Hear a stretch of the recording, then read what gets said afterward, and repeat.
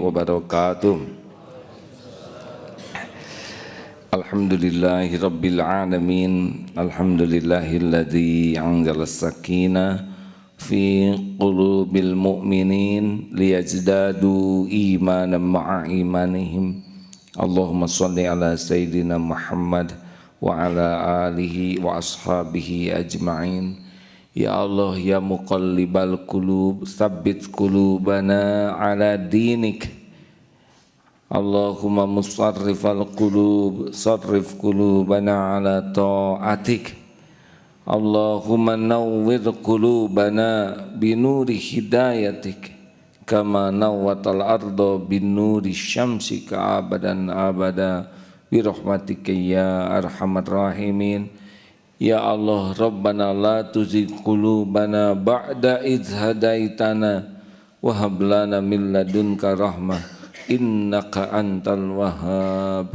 Amin ya Allah ya rabbal alamin. Alhamdulillah hadirin, siaran kembali dipancarkan dari Pondok Pesantren Darut Tauhid Bandung. Sesudah kemarin dari sebuah kampung kecil. Nah, doa yang tadi adalah doa yang selalu banyak dipanjatkan Rasul. Tapi ya muqallibal qulub tsabbit qalbi, ya kalau untuk diri, kalau untuk kami tsabbit qulubana. Hati ini dibulak-baliknya oleh Allah.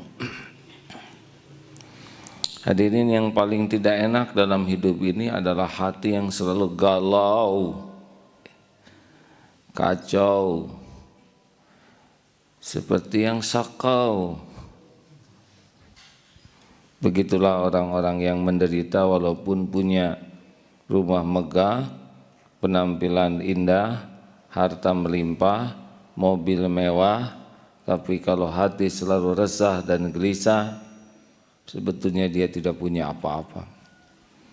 Makanan enak, hati gelisah, salah nelen. Kasur empuk, hati resah, tidak tidur. Benar? Kenapa orang hatinya gelisah? Gelisah ada beberapa jenis.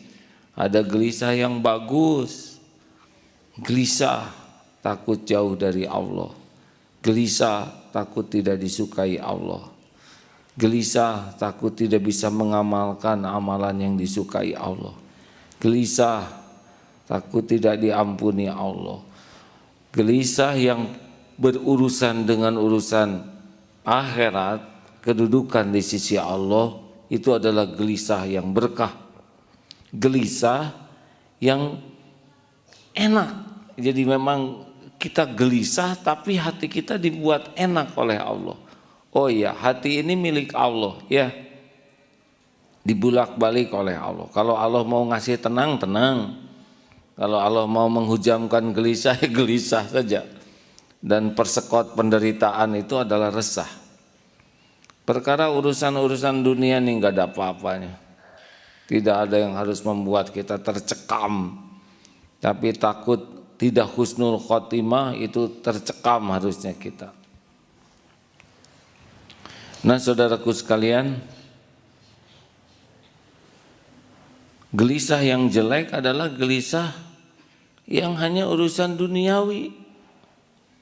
Urusan uang, urusan kedudukan di sisi orang, urusan penilaian makhluk. Yang seperti ini nih, perih, perih. Nah ini nih, nah onan pakai perah-perih. Ada yang ngomong pedih aja sampai sengsara, pedih, pedih. Padahal kan biasa aja pedih begitu. Kan hurufnya juga sama ya. Tapi kenapa sih harus pakai meremelek? Ada orang yang hidupnya tuh menderita karena diperbudak oleh perasaan.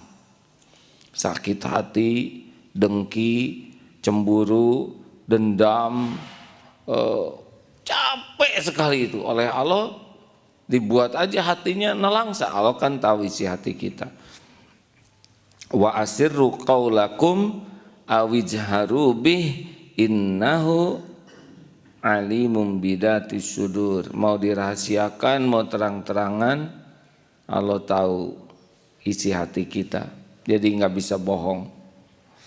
Dan Allah tahu kalau hati kita selalu penuh oleh selain Dia, ya Allah turunkan saja kegelisahan. Karena ketenangan itu ala bizikrillah tatmainnul qulub. Camkan hatimu hanya akan tentram kalau ingat Allah. Kalau hati kita sudah tidak ada Allahnya atau basa-basi ke Allahnya, itu pasti gelisah, pasti itu. Ingat hutang, nggak ingat Allah yang kuasa membayar, udah stres saja terus ya. Ingat jodoh, tapi nggak ingat Allah yang ngatur jodoh, tegang aja tiap ulang tahun, nggak mau, dia tetap aja ulang tahunnya ingin sama seperti 10 tahun yang lalu, 20 tahun. Ini ulang tahun keberapa Mbak? Tetap 20. Makin stres. Bagi yang hatinya bersandar kepada penampilan, keluar uban bikin stres tuh. Padahal stres itulah yang nambah uban ya. Lihat wajah ada jerawat, tegang, takut kelihatan jelek, dan tegang itulah yang menambah jerawatnya. Tapi kalau ingat jerawat, ingat Allah, ya udah, memang Allah lagi nitipin jerawat, hormonnya lagi begini, tinggal dicuci, dibersihkan. Gimana kalau kata orang, wajah kamu jadi banyak jerawat? Ya bagai malam tak berbintang kalau kurang jerawat. Pilih aja kata-kata yang baik. Ya udah, dan memang Allah lagi ngasih ini, mau gimana lagi, betul? Kalau enggak ingat ke Allah, pasti tertekan hidup ini. Nah hadirin, jadi gimana nih? Tadi sudah diibaratkan ya, naik mobil kaca kotor. Makin kotor, makin sengsara tidak nyetir mobil? Jawab, sengsara. Saya mah sabar weh. Tepat tidak bersabar nyetir mobil dengan kaca kotor? Sama sekali tidak tepat. Dan celakanya yang ngasih nasihat juga sama, sing sabar ya Kang. Ini sama liurnya, nyetir kacanya kotor, padahal ada alat pembersih kaca, tapi dia lebih memilih sabar. Sabar, segala sesuatu ada waktunya. Ya ada waktu masuk jurang, ada waktu tabrakan, ada waktu tersesat. Ini buah karena dia salah mengambil keputusan. Sabar, pokoknya Mas Emek sabar. Ada lubang dikit ini, pelan sekali. Makanya nggak nyampe-nyampe. Orang yang ngandelin sabar tidak pada tempatnya. Itu mah bukan sabar, punten, blow on. Maaf ya, saya nggak tega nyebut gini, tapi tidak begitu. Blow on. Kenapa blow on? Karena mudah tinggal ngebersihin kaca, tapi dia salah milih sikap, salah ngambil keputusan. Dua-duanya bisa dia lakukan, mau sabar atau mau ngebersihin kaca, tapi pilihannya adalah kenapa? Karena dia enggak merasa kaca itu kotor. Merasanya enggak apa-apalah, ini bisa. Makanya orang yang ngerasa banyak dosa, itulah orang yang berpeluang bisa hidupnya tenang. Orang yang tidak merasa dirinya banyak dosa, tidak merasa punya kesalahan, itulah yang hidupnya akan selalu diselimuti gelisah. Apalagi kalau udah ngomong gini, terus salah saya apa? Nah itu udah paling ngaco ya. Apa sih dosa saya? Ngomong gitu aja udah ciri-ciri tuh, nggak mau menyadari. Jadi petaka terbesar bagi diri kita adalah kalau kita sudah tidak mau, tidak berani, tidak mau ngaku banyak dosa.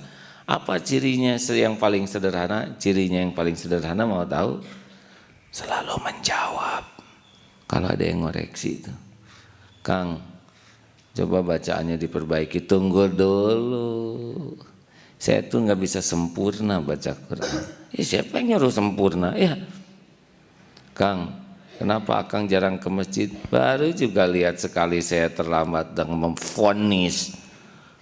Terus ada jawaban, Kang kalau bisa mah Kang tuh suaranya jangan pemarah. Kata siapa pemarah? Saya itu tipe Umar bin Khattab tahu. Tegas, mantap, berwibawa mukti. Terus aja menjawab. Kenapa ini rumah berantakan? Habis gimana? Yang ngeberesin saya sendiri, yang ngeberantakin banyak. Terus aja. Makin banyak alasan, itu ciri khas sekali orang yang tidak mau ngebersihin kaca. Tapi kalau dan ada juga menjawab, oh iya baiklah akan saya perbaiki. Tapi nyebut baiknya itu demi orang berhenti ngeritik. Kenapa ini? Oh iya akan saya sempurnakan sekarang. Memang saya sudah paham, akan segera saya lakukan sekarang dan ini akan bisa dilihat hasilnya. Oh, jadi orangnya berhenti ngeritik, dia juga lupa terhadap apa yang harus diperbaiki. Orang-orang seperti ini mah kalau saudara punya teman yang hidupnya hanya sibuk bela diri ya harus sangat siap. Juga kalau punya pendamping hidup yang sibuk aja dengan alasan takut ketahuan jelek, kekurangan, kesalahan, sibuk, udah rada-rada harus siap menerima kenyataan. Tidak nyaman. Tapi kalau kita ketemu dengan orang yang sangat agresif dengan koreksi, ini ada yang penyiar radio di sebuah stasiun radio mendapat masukan dari pendengarnya dan diketiknya dalam huruf besar. Tersinggung penyiar, ya silahkan memberikan masukan tetapi tolong hurufnya jangan huruf besar. Atuh sama lah huruf kecil huruf besar kan yang penting masukannya bukan hurufnya. Sekarang hurufnya kecil banget misalkan ya nggak kebaca kan rugi bener. Mungkin penulis SMS itu ketikannya cuma tinggal huruf besar atau dia salah pijit atau dalam pemahamannya mudah-mudahan membantu kita lebih mudah bacanya. Kenapa kita tersinggung oleh huruf besar? Nah, orang-orang yang sibuk dengan tersinggung adalah orang-orang yang bekal lama sekali berubahnya. Lama dan mungkin tidak berubah. Nauzubillahi min dzalik. Sedangkan kerugian terbesar dalam hidup kita adalah wa man lam yatub faulaika humuz zalimun. Orang yang tidak bisa tobat itulah manusia yang zalim. Minimal zalamtu nafsih, dia menzalimi dirinya sendiri dan dia akan menzalimi yang lain. Hadirin jangan suka banyak alasan. Mau tahu ciri-ciri alasannya apa yang susah berubah? Ada saya si orang biasa. Loh, siapa yang nyangka kita orang luar biasa ya? Orang desa dari kampung. Emangnya di kampung harus tersesat semua? Ya saya emang bukan nabi. Loh, siapa yang nyangka kamu nabi? Enggak. Saya tuh bukan orang yang sempurna. Siapa yang nyuruh sempurna? Standar aja. Ya. Mau tahu yang sempurna tuh yang ihsan. Kita mah asal enggak ngerugiin orang lain aja udah cukup. Ingat 3 tahapan akhlak. Kalau mengatakan, habis saya kan bukan orang yang sempurna. Nah itu teh udah merasa dirinya tuh 9,9. Jadi belum 10. Padahal yang aslinya masih 4. 5 juga enggak kena. Asal bisa 5,1 aja udah bagus lah ya, lolos 6 lah udah lolos. Kalau ngarap-ngarap 9 mah ketinggian ya.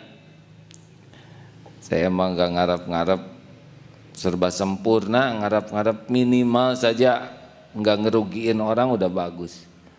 Kan standar Islam tuh man salimal muslimuna min lisanihi wa yadihi. Jadi asal kita enggak ngerugikan orang lain dalam beragam bentuk aja itu udah bagus. Udah C lah ya. Tapi kalau dia udah menyenangkan udah B. Tapi kalau dia udah penuh manfaat udah A. Nah minimal inilah perangkat yang paling bawah dari akhlak seorang Islam, tidak ngerugikan orang.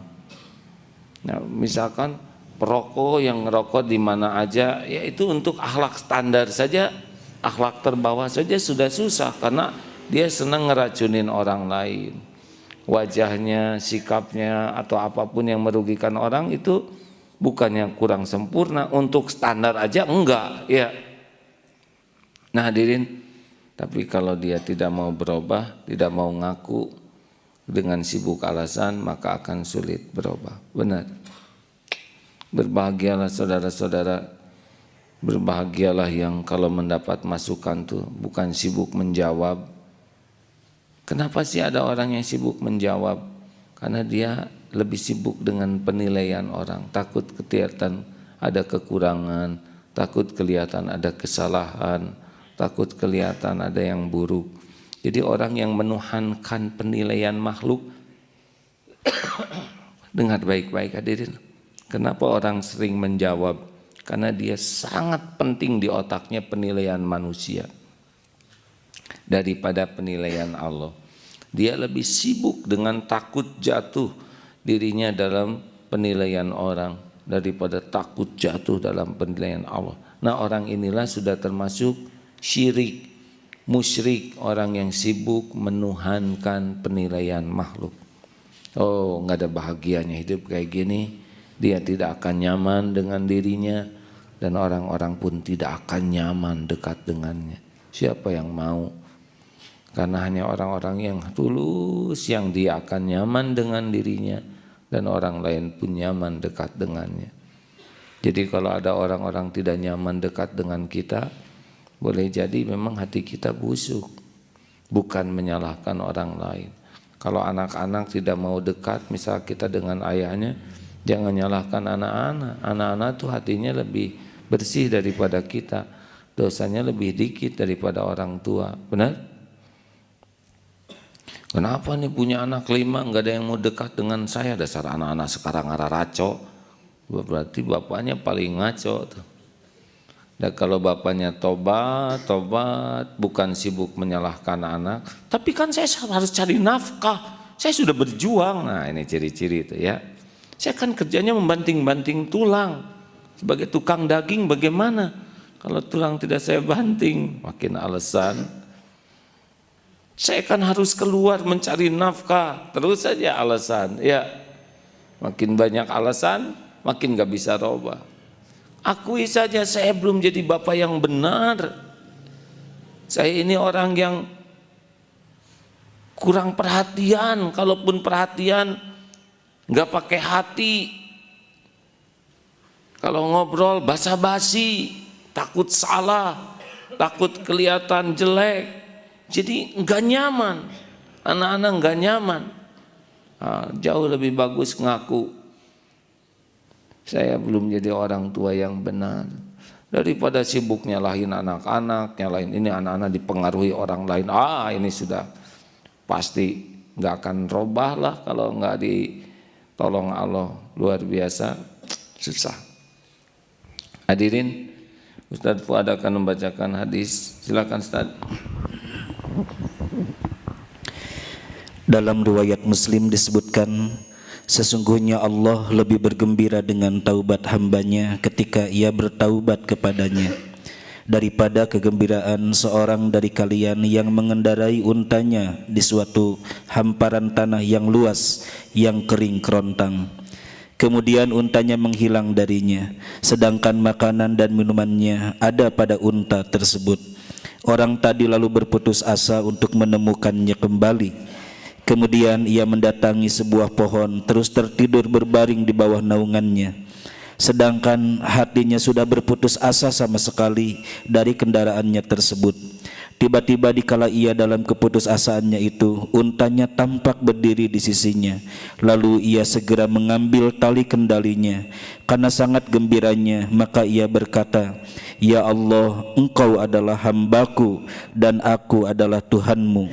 Ia menjadi salah karena amat bergembiranya dengan untanya yang ditemukannya kembali. Hadis riwayat Imam Muslim. Masya Allah, ini perumpamaan yang diberikan oleh Rasulullah tentang betapa Allah itu sangat menyukai, menyayangi orang yang bertobat. Innallaha yuhibbut tawwabin wa yuhibbul mutatahhirin.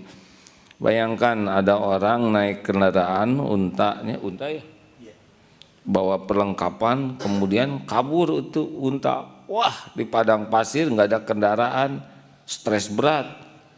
Tiba-tiba udah ini mah bakal mati. Dia cari pohon berteduh, saya tunggu kematian. Tiba-tiba unta tuh datang.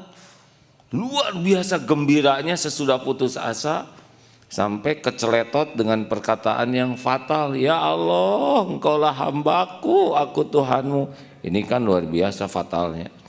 Tapi ini mencerminkan ekspresi kegembiraan yang sangat luar biasa, sehingga mengontrol kata saja susah.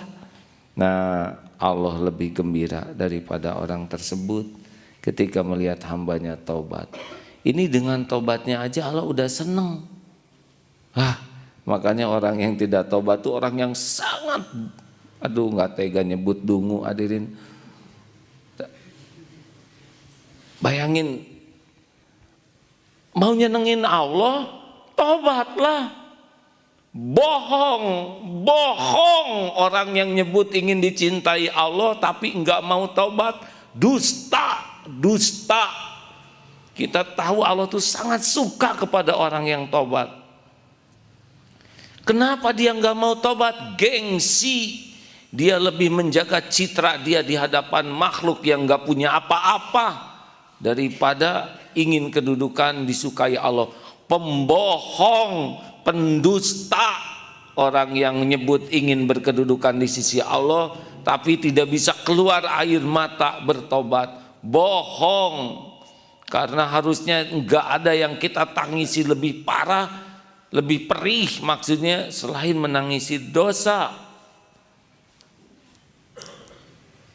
Jangan ngomong saya ingin mencintai Allah, bohong, pembohong kalau dia tidak fokus untuk bertobat kepada Allah. Karena tahu Allah itu sangat mencintai orang yang bertobat.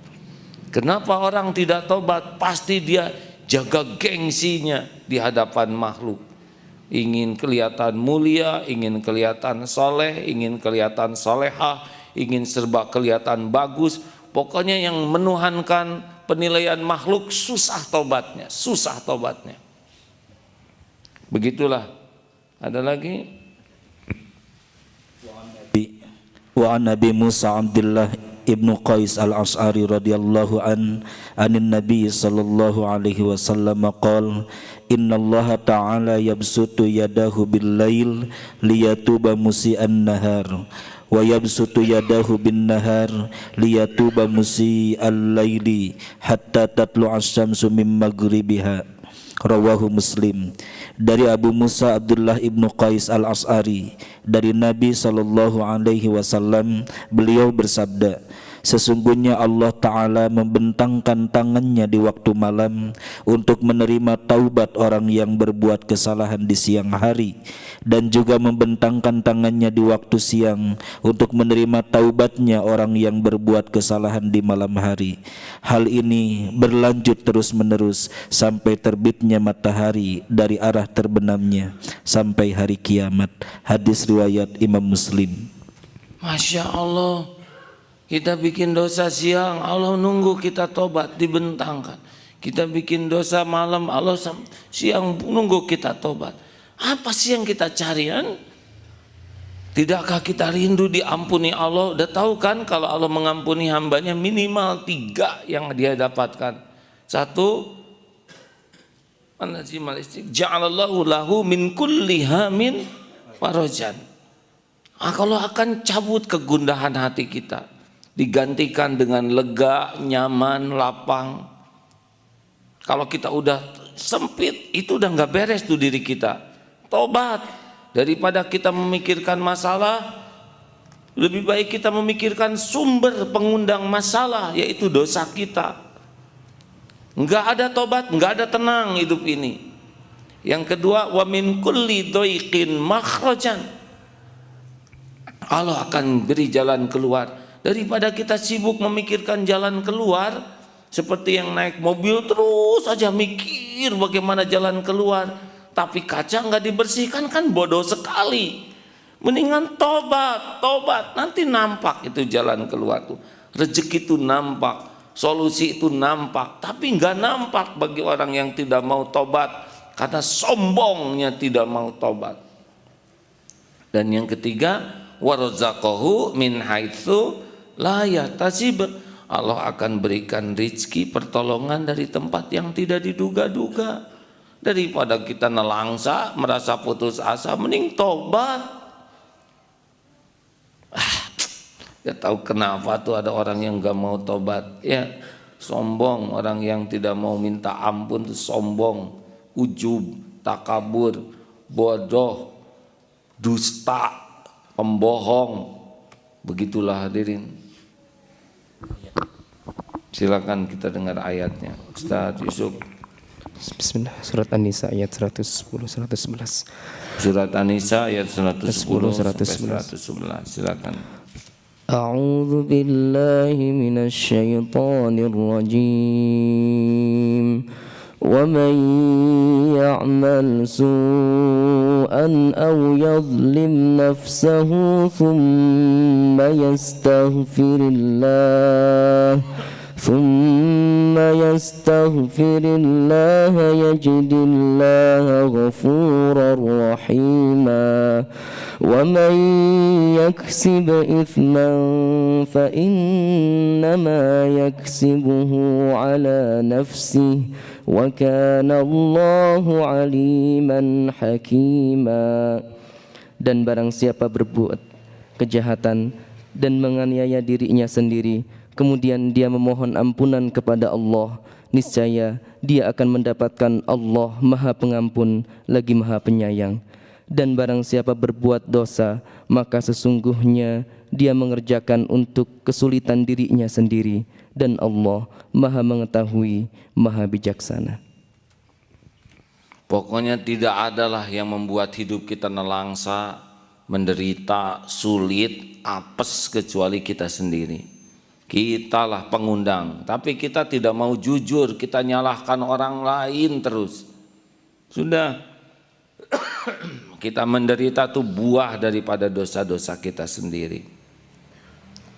Makanya fokus tobat kalau ada masalah tuh, bersihkan kaca. Nanti hati tenang, jalan keluar ada.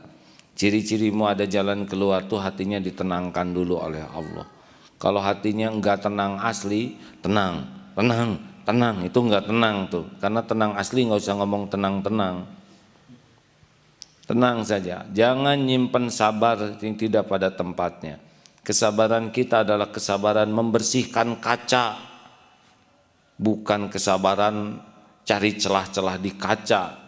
Kalau kotor, busuk hati, kesabaran kita adalah sabar di dalam tobat, mencari kekurangan, kesalahan, minta ampun. Di sana kesabarannya. Jangan mengatakan hujan pasti berhenti, badai pasti berlalu. Iya, tapi kamu hanyut ya.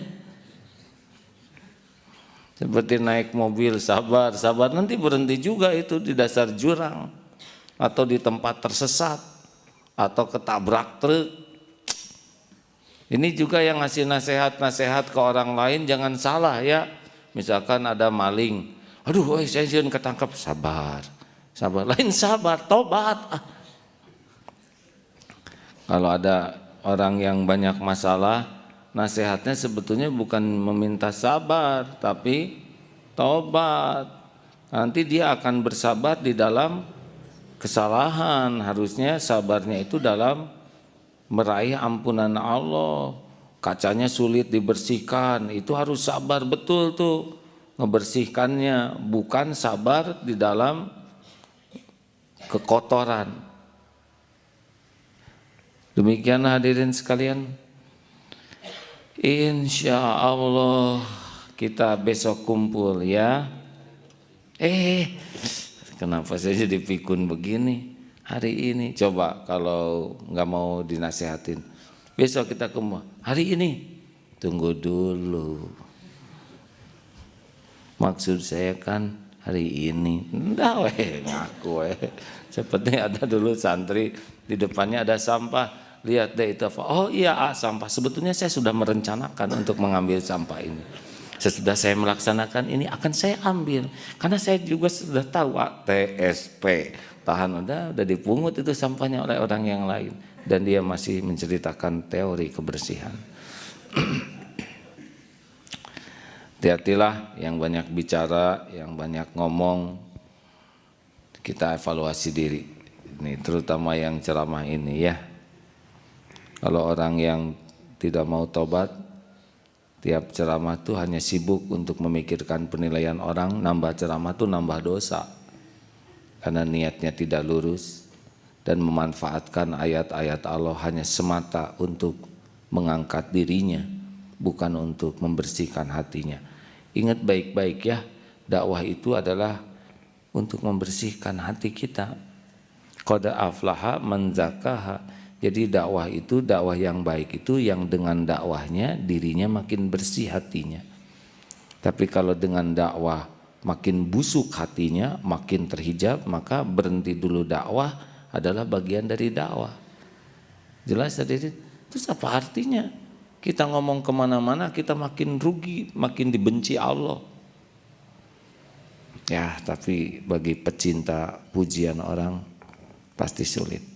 Yang menuhankan penilaian makhluk nikmat sekali, dikagumi, dihormati, dan hasilnya hatinya jadi batu nanti. Nauzubillahi min dzalik.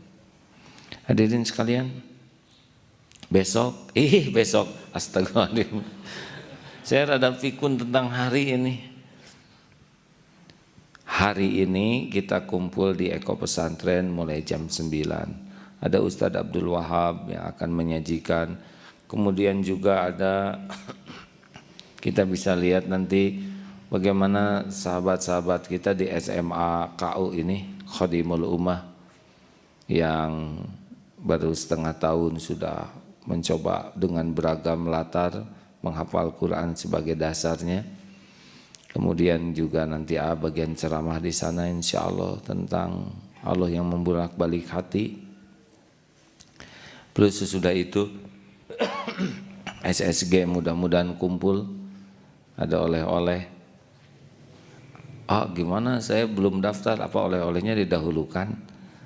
Jangan berharap sesuatu ya dari makhluk. Insya Allah. Lalu sesudah itu di Darul Hajj sini ada untuk para orang tua murid SMK dan SMP pelatihan kebeningan hati. Mudah-mudahan ada manfaat, karena bukan hanya muridnya yang perlu belajar, tapi yang lebih perlu lagi adalah orang tuanya. Karena kalau beda standar nanti repot, harus sama standarnya di rumah. Begitulah, silakan hadir. Oh iya, informasi, maaf ini ya, nitip informasi dulu sebelum selesai. Jadi sesudah kita dapat keleluasaan pesawat 12 Februari ini, karena banyak yang nanya, 12 sampai 20 Februari umroh bulan depan ya. Tapi sudah hampir ditutup ini, kapasitasnya satu pesawat. Yang sudah daftar itu dari MQ Jakarta 166, dari Bandung 161, petugas 10, jadi total sudah 337 plus 60, jadi hampir 400 ya. Berarti yang tersisa tinggal 50 orang lagi. Silahkan bagi teman-teman, bagi yang mau ikutan umroh iktikaf bulan Februari, biayanya $2.000 all in tuh, all tuh artinya semua, in itu dalam ya, semuanya di dalam. Silakan hubungi kalau di Jakarta di Cipaku 1 nomor 18 Kebayoran, itu kantor kita. Cipaku 1, ingat Paku ya, Paku 1 ada 18. Kemudian di Bandung di KBIH di sini di Geger Kalong. Silakan kalau mau telepon Jakarta tuh 0838 20 20 11 11. Ayo, berapa deh? 0838 20 20 11 11. Ya, kita umroh sama-sama ya. Mudah-mudahan ada rezekinya, kita ketemuan di depan Masjidil Haram ya deh ya.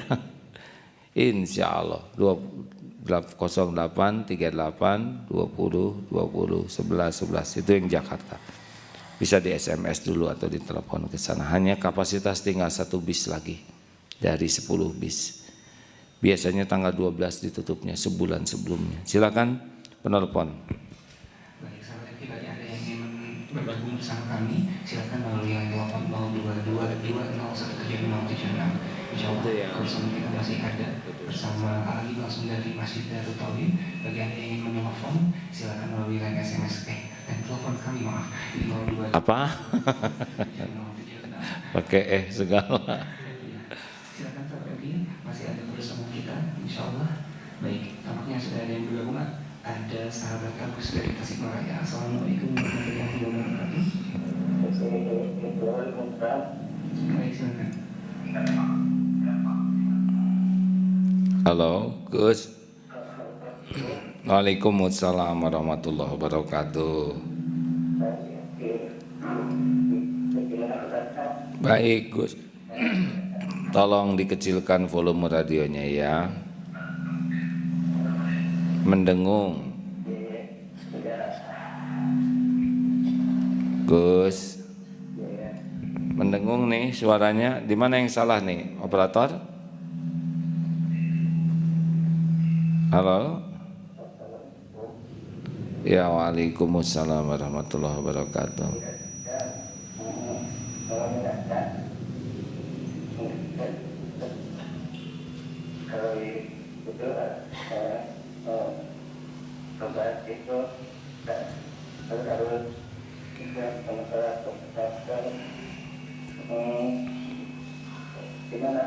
Baik. Just tobat itu bagaimana gitu ya? Baik, coba jawab ya Gus ya. Baik Gus.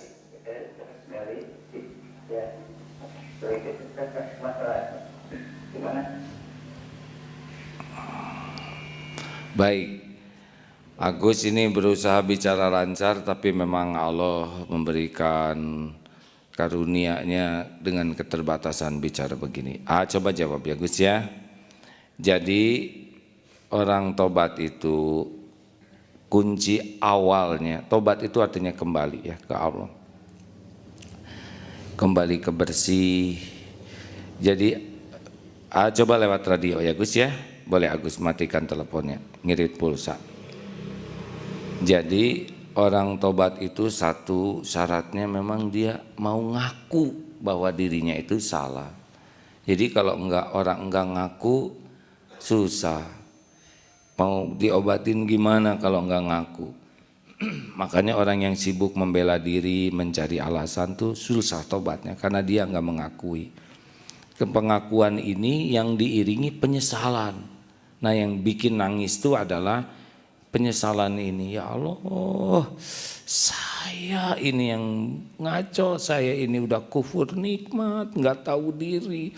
Nah pedihnya itu saya bergelimang dosa, makin perih itu hati itu, nanti makin keluar sendiri itu air mata tobat.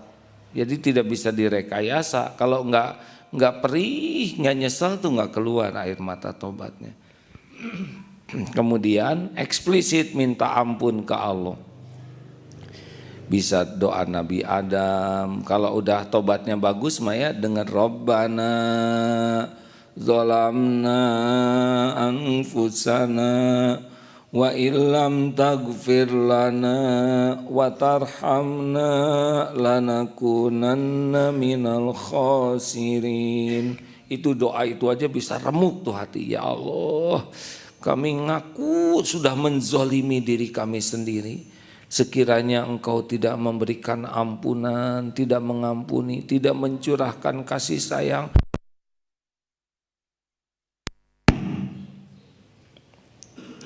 pasti kami jadi orang yang merugi. La ilaha illa anta. Tiada Tuhan, tiada ilah selain Engkau ya Allah. Subhanaka, maha suci Engkau. Inni kuntu minaz zolimin. Sedangkan saya ini manusia yang zolim. Nah pada waktu pengakuan Rabbana zolamna atau inni kuntu minaz zolimin itu kerasa tuh kita tuh benar-benar menjadi manusia yang enggak tahu diri, berlumur dosa, ahli maksiat, nyeri itu. Nah, itu yang bisa bikin tobatnya itu nendang ya. Tapi kalau cuma astagfirullahaladzim, astagfirullahaladzim, astagfirullahaladzim, astagfirullahaladzim. Tungguan aja istighfar aja 80, 20 deui. Astagfirullahaladzim, astagfirullahaladzim. Tapi pikiran kemana? Apalagi kalau gini, astagfirullahaladzim, baru dak kitu-kitu teuing. Astagfirullah, ini istighfar palsu ya. Walaupun tidak jelek-jelek amat, tapi kan istighfar itu minta ampun. Lalu yang selanjutnya adalah berubah kita, tidak mengulangi. Jadi jangan seperti sambal, pedasnya colek lagi, pedas pisan colek lagi, luar biasa pedasnya colek lagi. Itu tobat sambal. Ini benar-benar hijrah kita.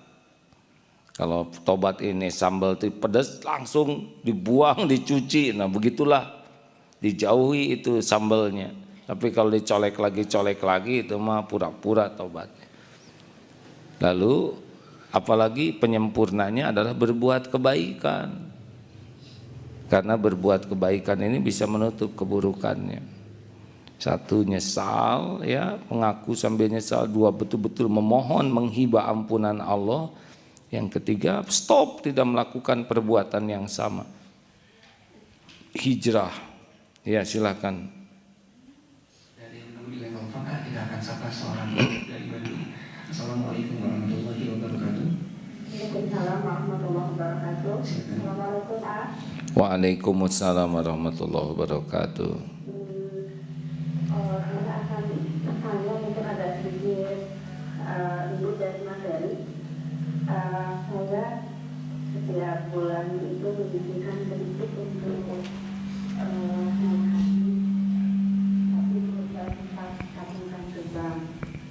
tapi sekarang ini saya terdesak untuk biaya kuliah. Apakah boleh uang tabungan itu saya gunakan dulu untuk biaya kuliah atau bagaimana? Atau saya khawatir takut, karena ada teman yang bilang kalau uang ini digunakan untuk yang lain nanti malah mempersulit hajinya ke depan. Itu gimana? Kuliah apa, Bu? Kuliah S2. Iya. Sebetulnya haji itu wajib bagi yang sudah mampu ya. Kalau kita belum mampu belum wajib, tapi nabung, berusaha untuk mampu itu sudah jadi amal soleh. Kalaupun nanti ibu nabung haji ada yang lebih penting untuk menolong dan mencari ilmu, itu sesuatu yang wajib sepanjang ilmunya ilmu yang membawa keberkahan ya Bu. Bilang aja ke Allah, ya Allah saya pinjam dulu untuk menyelesaikan kuliah ini, mudah-mudahan nanti ilmu yang kau beri membuat hidup saya lebih manfaat. Harus kuliahnya juga niatnya lurus ya.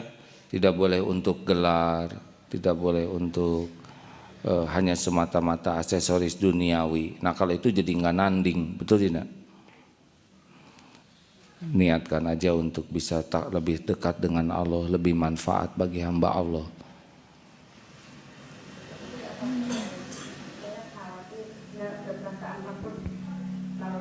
Nanti alternatif lainnya apa untuk biaya kuliah?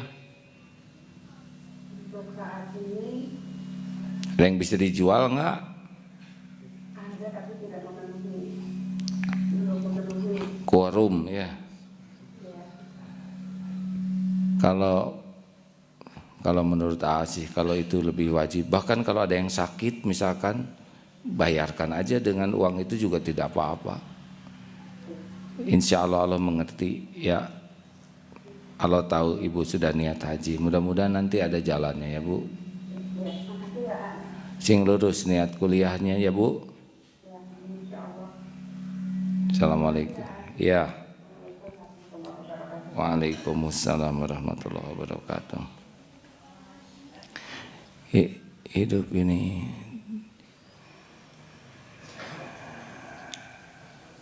Hidup ini tidak akan selalu cocok dengan keinginan kita. Bakal banyak hal-hal yang tidak kita duga, mungkin bahkan tidak kita inginkan atau tidak kita sukai terjadi. Tapi itu tidak identik jelek. Yang jelek itu kalau kita salah menyikapinya. Ya halo, ada?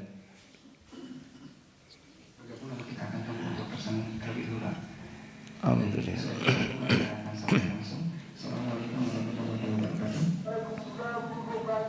Atau apa kabar toh?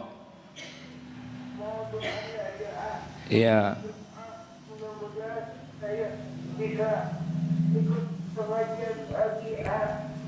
Iya toh, gimana keadaan Ato sekarang? Masih kata masih kaku. Kaku apa sekarang? Kaku apa aja? Tangan dan kaki sangat kaku ya. Nggak bisa bergerak ya. Nggak bisa digerakkan kedua tangan dan kedua kaki gitu. Kalau makan gimana makan?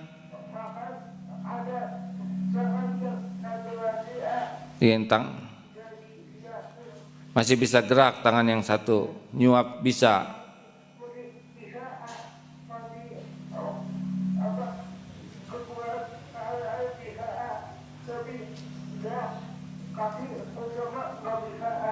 Nggak bisa ya. Mana istri? Istri mana? Lagi ke pasar. Ini atau di rumah sama siapa? Yang umur berapa? Anak yang umur berapa?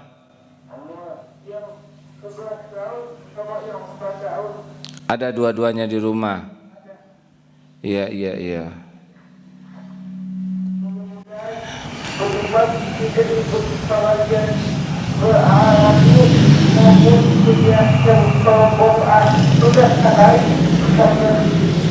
Iya, iya. Biasanya atau kalau ngaji ke Darut Tauhid gimana prosedurnya? Pakai apa? Naik angkot. Tapi kan harus ada yang mangku, toh? Pak Ade ya, digendong oleh Pak Ade terus.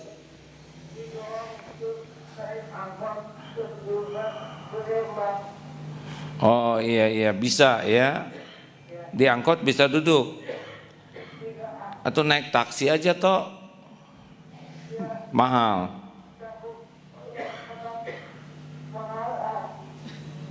Nanti diganti di sini.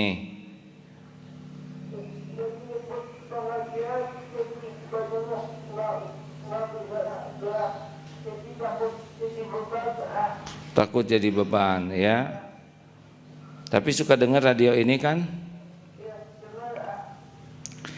Baik, itu anak mana? Ada anak yang udah bisa diajak bicara toh?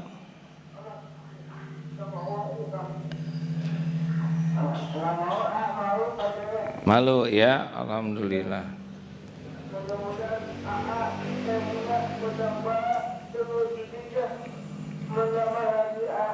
Amin, amin.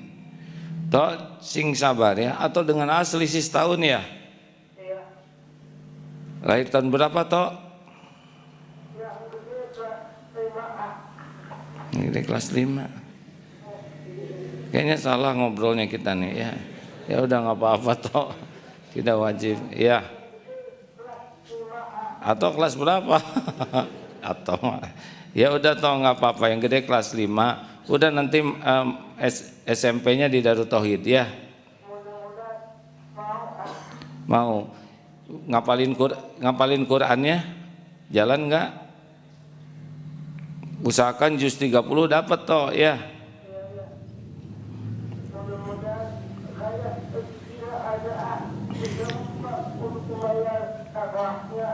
Rezeki mah ada atau dari Allah ya.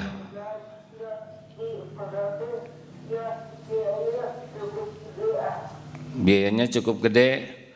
Itu teh buat kita yang nggak punya duit toh. Kalau Allah ngasih mah ada. Bukan gini, bukan mudah-mudahan ada, insya Allah ada rezekinya.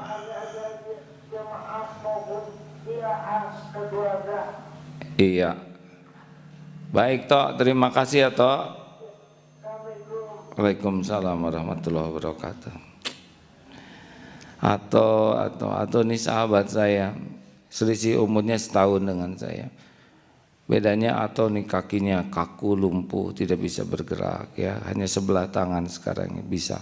Gigi depannya udah habis karena kalau duduk suka nggak seimbang sehingga jatuh ke depan, sehingga pada patah. Tapi begitulah kebesaran Allah, beliau menikah dengan Mbak Kustina, santri dulu di sini. Udah punya anak 2, satu 11 tahun, satu 4 tahun. Ya begitulah kalau Allah mau menciptakan makhluk, ada saja jalannya tercipta. Masya Allah. Sekarang di rumah, istrinya ini luar biasa bagi saya nih. Mbak Kustina tuh nggak pernah cerita tentang bagaimana menjadi istri soleha, nggak pernah cerita ceramah tentang bagaimana surga di rumah, enggak. Tapi dahsyat sekali, bayangkan ngurus suami yang itu kepaksa kan, berat itu ya, ngangkat suami ke kamar mandi, ngebersihin sedemikian rupa. Dan itu bukan setahun 2 tahun hadirin selama pernikahan ini. Belum lagi nafkah, cari nafkah, atau jualan, ada ke warung kecil di rumahnya. Kustina sambil Mbak Kustina nih sambil nganter anak sekolah sambil jualan di sekolahnya. Belum lagi ngurus anak, jadi 3 yang diurus. Tapi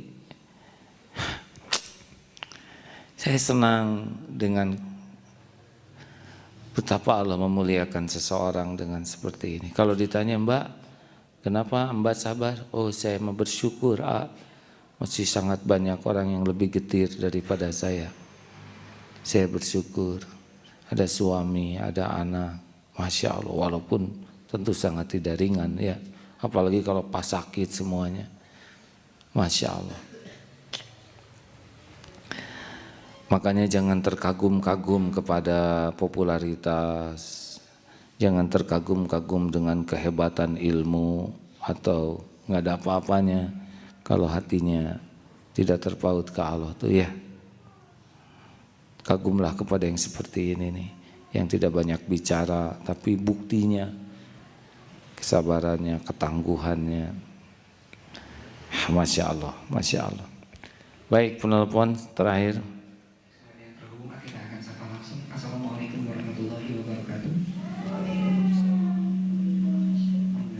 Siapa di mana? Oh ya, baik, silakan. Waalaikumsalam warahmatullahi wabarakatuh.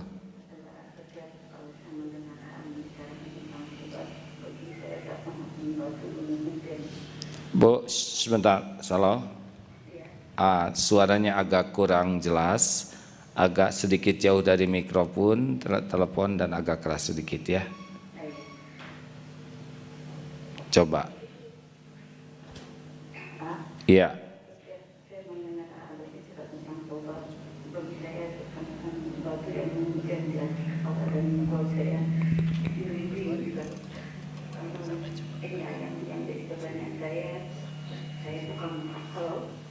Iya.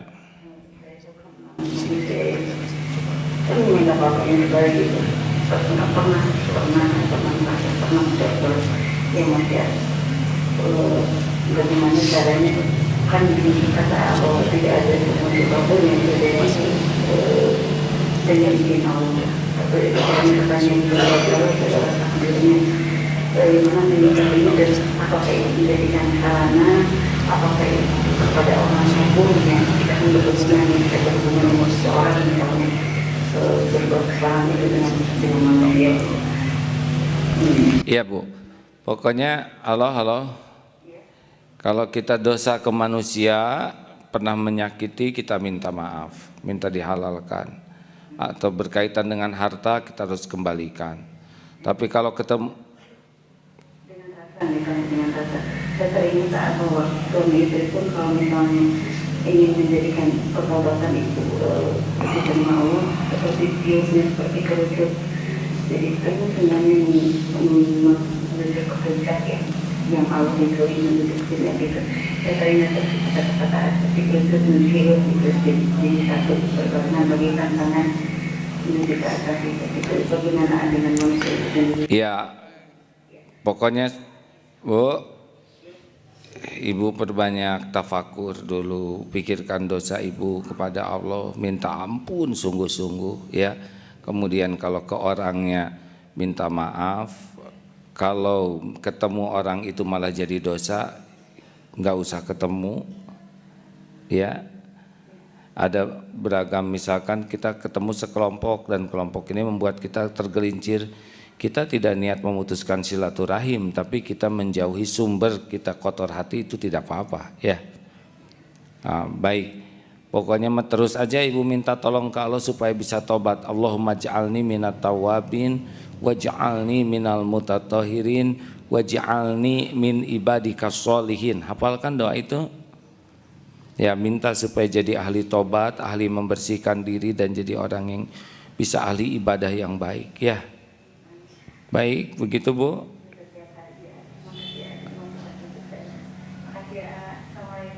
Waalaikumsalam warahmatullahi wabarakatuh.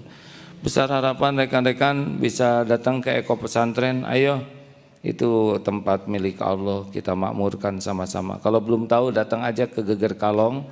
Nanti mudah-mudahan teman-teman di Darut Tauhid di masjid ini bisa menyiapkan tim yang membantu mengantarkan ke sana atau menginformasikan ke sana. Acaranya jam 9 sampai duhur insya Allah.